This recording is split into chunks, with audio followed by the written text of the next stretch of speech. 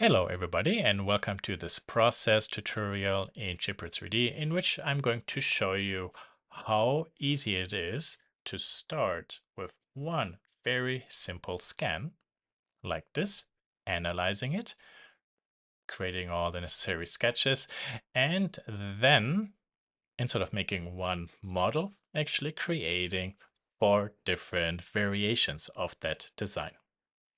A big part in this tutorial is really stressing the process, the methodology, and how to create a very clean timeline because you can see all the individual steps which were taken because that makes things very easy if you then have to adjust elements later when you come back 1 day, 2 days, 3 weeks, 2 months, a year later. And with all that said, let's go ahead and build this in Shapr3D. So here's our starter file with the perfectly positioned scan model. Whenever you want to build something, you want to figure out what are the geometrical building elements, because that can tell you to figure out what type of modeling tool and modeling strategy you can use. We go to a side view. We can see all vertical and all horizontal surfaces go strictly horizontal vertical. Same also from the front. And then when I go to the top view, I can see everything fits into a circle. So this is actually a cylindrical base geometry. And a cylinder I can extrude from a circle, or I can revolve from a side profile. We can also see we have a base, and then we have this armrest or a backrest. If I go to the right view and then go section cut, I see actually that the backrest here is angled. So that tells me I cannot build this from a profile to extrude or revolve. I need 2 profiles and I can loft. So in summary, the base, that is something where we can do an extrude or revolve. And then for the top, we do a loft. And then we use a Boolean to glue this all together. Okay, very good. So since we figured that out, I already know what the best way to build this from the bottom to the top. I go to the site, turn on the section cut, click sketch, and then I very quickly create a sketch with these dimensions you see here that basically defines the height of the main part, plus then also the width. This is all for a revolve. This one I pull down. This should be 2 inches. And then here for the toe kick, also 2 inches.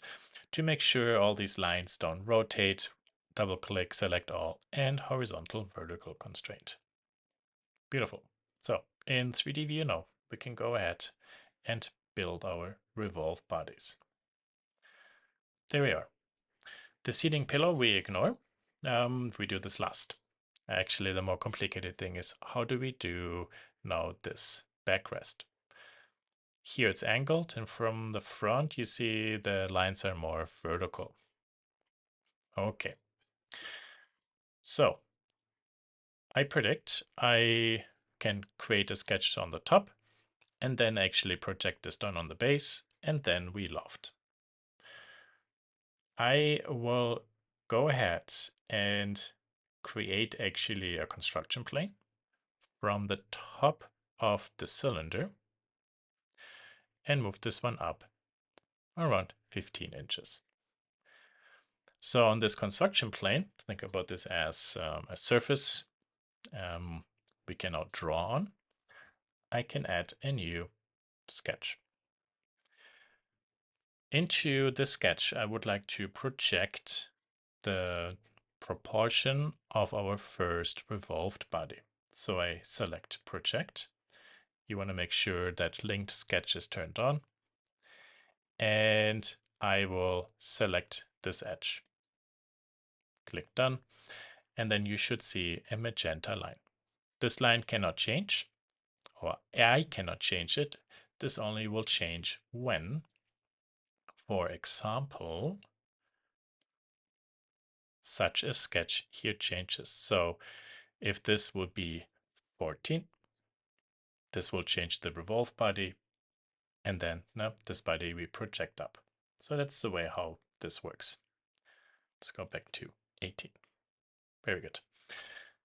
This is a very nice process because this way you can make sure that one sketch, in this case here, the sketch that defines the outer dimension of the backrest, perfectly is flush with the base below it.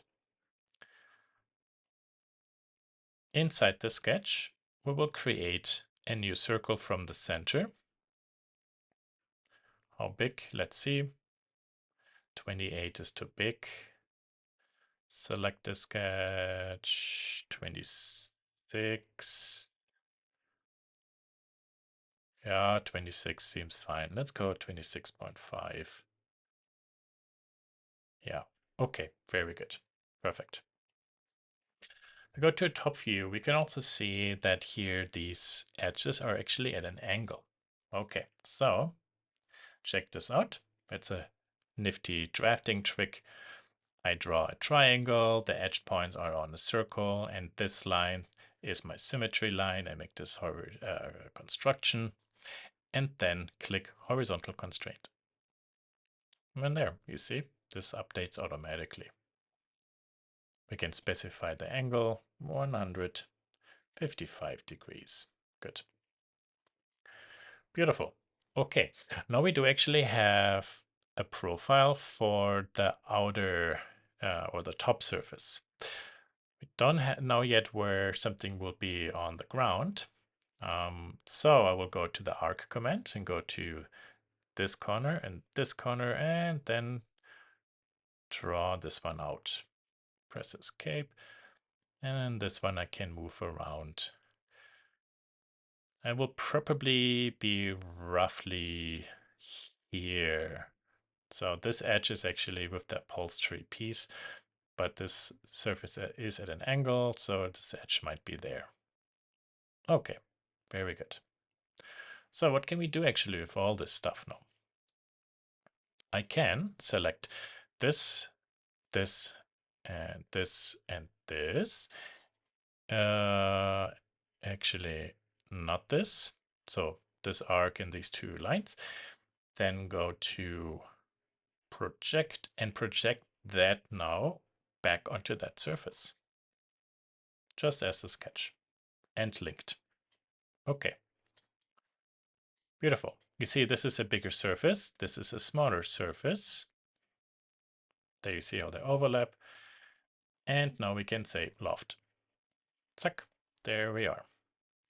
And now from the front, we have vertical edges, and from the side, we have that angled backrest.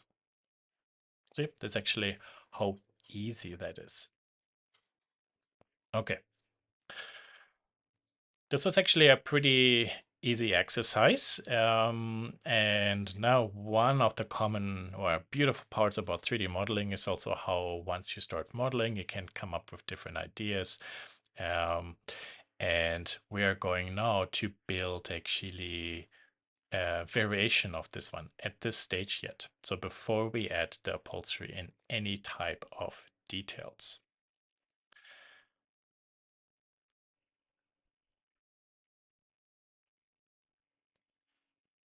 These two parts are pretty much done. So I can select those bodies and make a copy, bring this to here. How much should we go? 50. Yeah, let's go 50. Beautiful. Okay. And what is important is that this copy I want to create before I create this top sketch. So here I am actually rearranging this a little bit. That's the beauty of the history. Because now when I go to here, I can go ahead and say, hey, into this sketch, also project this one in. Thank you. what's the radius? 26.5. Okay, so here I draw a new one. Then these two circles will be equal.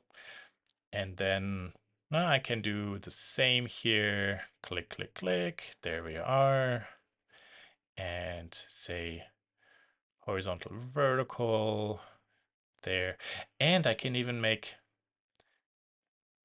these two lines equal. And that actually will, because this one is now same length like this one, we have the same inner degree.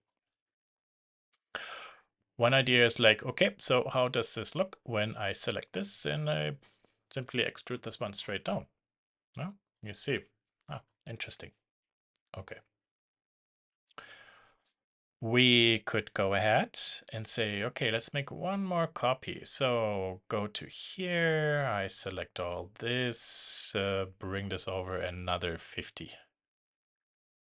There we are. Beautiful. Thank you. And actually, I will do one more because I just now got the idea also for an ottoman. So this is literally how the design process works. Okay, so we go back to the sketch. Same thing. This one we project up. Thank you. Then we create a circle, make all this the same, you and equal. Come on. There. Thank you. And what about instead of kind of like this particular angle, we create kind of like a quarter piece. So let's say 90 degrees. Okay, beautiful. Very nice.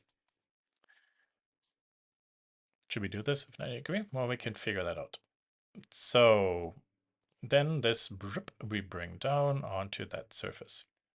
If I click, we now take a look at the history. You see we have our scan, we made the first sketch, the revolve, we made our copies, made the construction plane, made the sketches.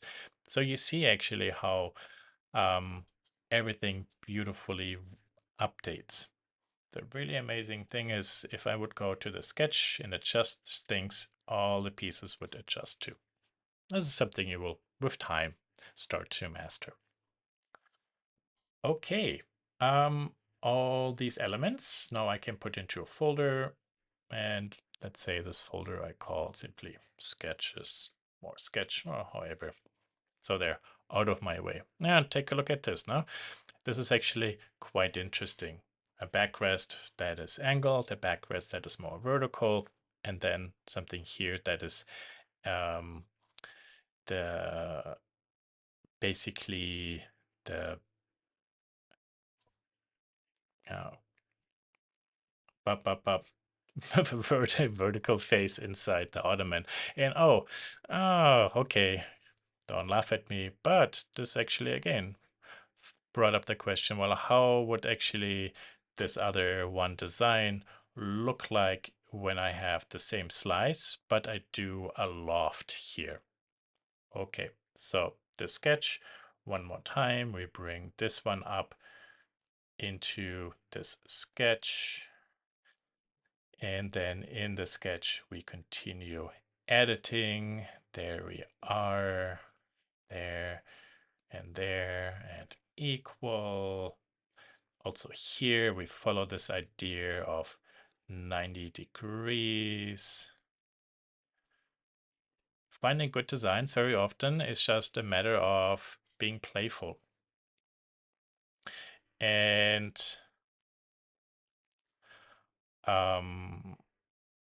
then we have this second sketch now on the base. So here I have that surface, and then there I would like these two lines to be projected down. So there they are. And then I can simply create another circle. And while seen from the top, there now I can see the distance. That's bigger, that's smaller. Let's loft it there. Beautiful. And there you see now we have actually this at an angle. It's quite cool. Works really well. If we go to here and now say this remove, what happens if we make this a little bit like this? Yeah, that looks nicer. So this is a nice angle, and there I want those to be parallel. Beautiful. I would like to figure out what's the angle here. You see how I'm drawing two lines? So you and you are 12.5. Then you and you should be 12.52. This line has to be horizontal. These two lines are just helper lines, so I make them construction. And if I want, I can put them to here so they don't change their size. Okay. And again, you notice by adjusting the sketch, that whole design was updated automatically. That's the beauty of this type of 3D modeling. Okay, we made a lot of very good progress.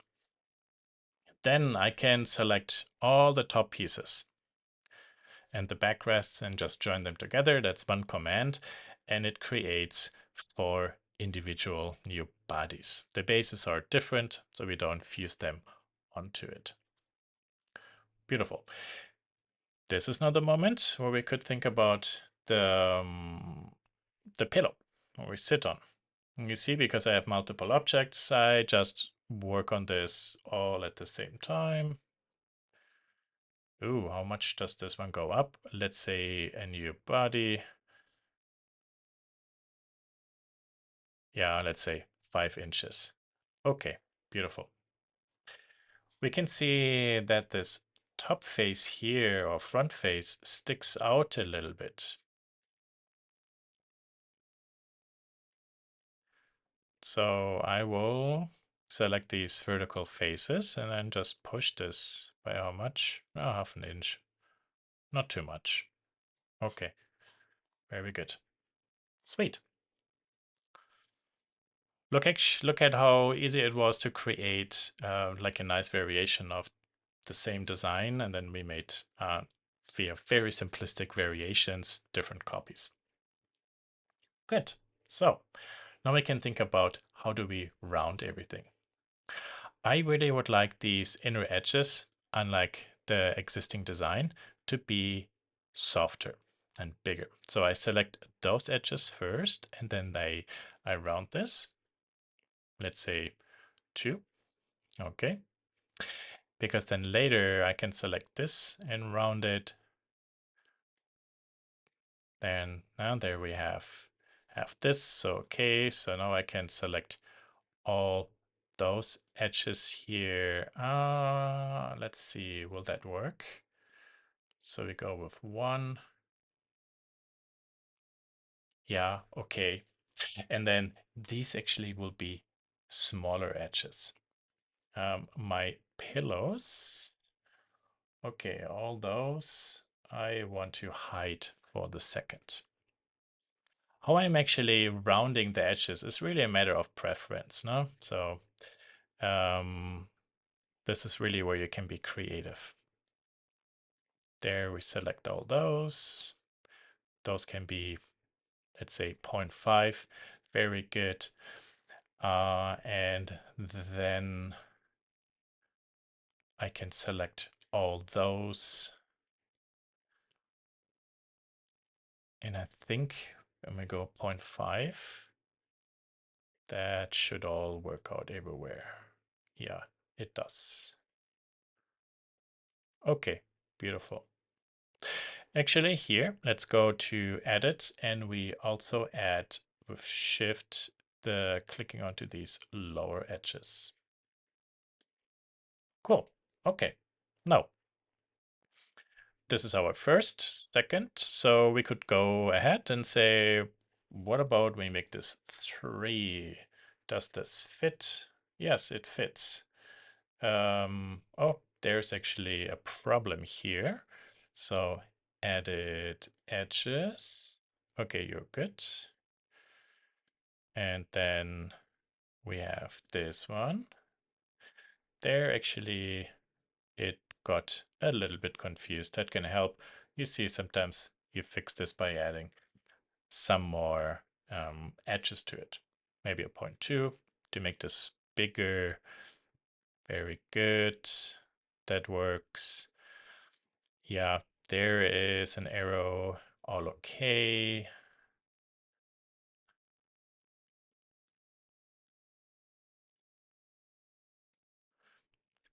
What happens when I select all those edges? There. There. It fixed it. There we are. Beautiful. Very nice. Now you can see the edge rounding is really very specifically defined. The outside is rather sharp. The inside, where I would put my arm over or lean against, that is bigger and softer. It just feels nicer. So with that done, now we can actually take a look at our pillows. What was that radius? So that is actually 3. That means for the inner edge, so those here, we need to do this with a 3.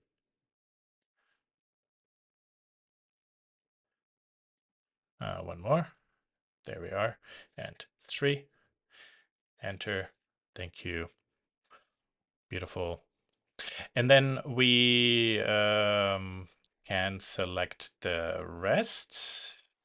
I'm actually curious if I only need to select these 2 sharp vertical edges and then a horizontal line top and bottom. And one more there. And then we say 0.5. Okay. I need to add more to it. Makes sense. Also, those here and there, there, there, and there. Thank you. And then when I go ahead, I would like to switch this to setback. Now, because it's nice and soft, it's kind of like a pillow. There might be a little bit more of kind of like the way how the fabric there pinches, goes around the different 1, 2, 3 surfaces. Okay, let's exit and we can take a look. Yeah, so there you see this all follows it. That's quite nice. Let's add actually those two too. You notice this is slowing down the calculation right now, and that is simply because of this specific kind of like corner detail. This is very common that if you work on one piece, that doesn't really matter much. But like in this case, working on 4 pieces, imagine we work on 16 pieces, that might slow down your process a little bit. And one of the easiest ways to accelerate this process is we decided that we really like this corner detail. And then while we work, we just set this to rolling ball. And then when we are finished, we can just set this back to setback. That's a common tip in working with parametric modelers. Not unique to Shapr, just in general. No, this looks actually pretty nice. Let's go to the visualization. We can select our seating units. We can go to fabric and let's say what type of material would we like to sit on. Maybe a nice ochre yellowish color, maybe something like this. Let me zoom in a little bit. Let's change the scale of the material so we can see this a little bit better. We can also go to fabric. Actually, I wanted to have this nice color, so I just drag this one in. That works this way too. These are the predefined materials we have here and their colors there. And you see the colors are automatically stored. And if we then change one material, all objects who have this are actually updated. And also here, the scale we can adjust. There, well, that looks quite nice. Okay, very good. So, another process exercise done in which you saw how you start with one idea and then make use of the history to structure your approach a little bit so that you can kind of like work on a construction line and then just pop, pop, pop, pop, pop, pop, pop, build various or create very quickly all the different variations without much extra work. And that's the beauty of parametric modeling. And the beauty is this video is done.